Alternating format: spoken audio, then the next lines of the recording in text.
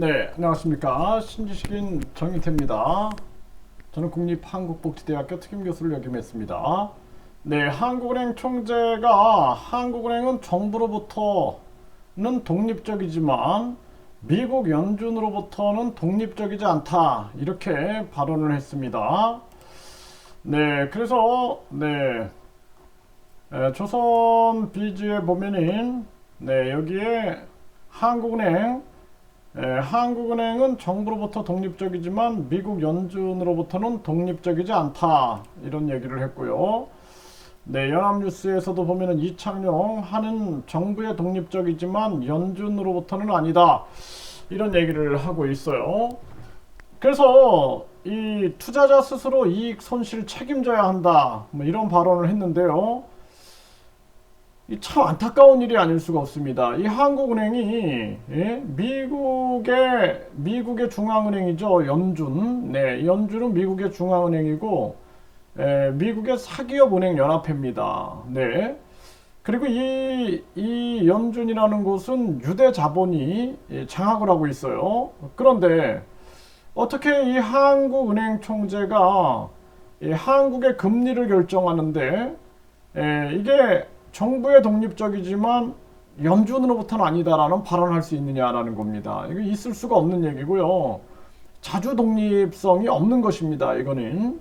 그래서 지금 미국은 목적을 가지고 있어요. 목적. 제가 계속 얘기하지만 기축통화의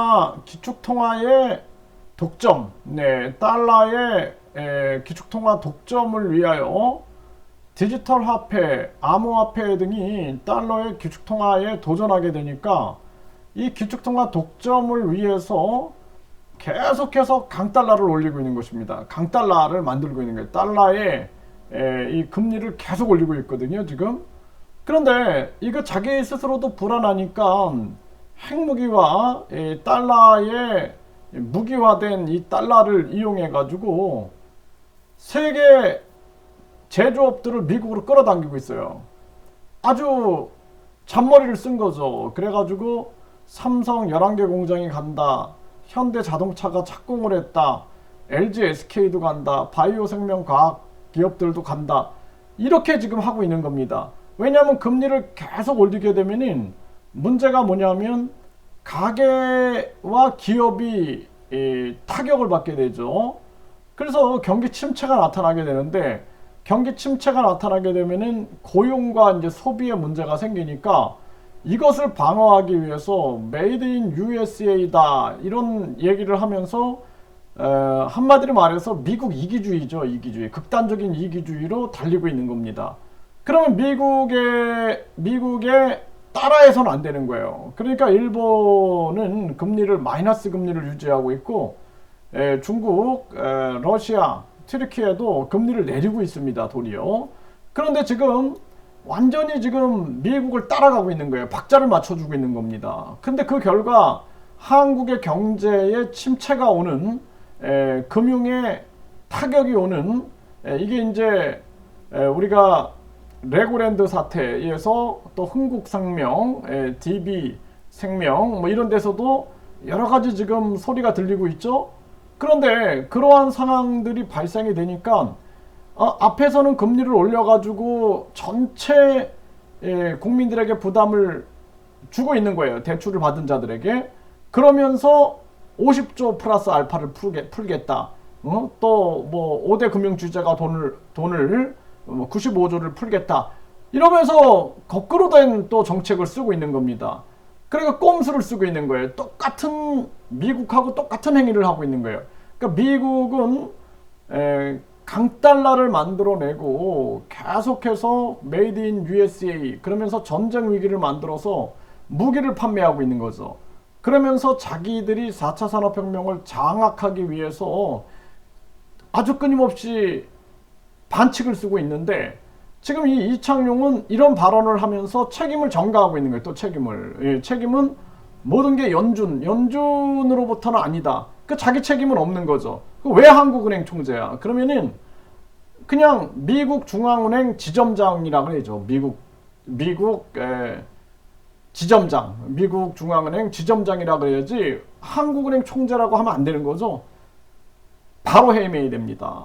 우리나라 이 기업 가게 다 무너집니다. 이런 생각을 가지고 있는 이러한 자주 독립적인 그러한 사고 없이, 그리고 일본이나 중국이나 튀르키예나 또 러시아가 바보라서 금리를 내리고 금리를 마이너스 금리를 유지하는 게 아니에요. 그 나라의 사정을 보는 겁니다. 그 나라의 특색을 보는 거예요. 그래서 일본도 너무나 이 미국에게 당했기 때문에 핵폭탄도 맞아보고 플라자 합의를 통해서 일본이 잘 나갈 때 일본의 금리를 올리게끔 미국이 하면서 결국에는 잃어버린 10년, 20년, 30년으로 빠져들게 됐죠. 이것처럼 이런 경험이 있기 때문에 지금 마이너스 금리 상황에서 그러면서 미국의 국채를 가장 많이 보유하고 있는 나라가 이제 또 그 중에 하나가 이제 일본인데, 그러니까 미국의 국채를 연준이나 중국이나 일본이 많이 보유하고 있어요. 그런데 국채를 팔면서 그러면서 지금 강달러를 방어하고 있는 모습인 거죠. 그러니까 일본이 아주 전략적으로 대응하고 있다는 거예요. 아니면 미국에 다 죽는 거예요 지금. 네, 중국이나 뭐 전 세계 미국 외 다른 나라들은 다 박살이 나는 겁니다. 이제 보십시오. 영국도 아주 난리가 났죠.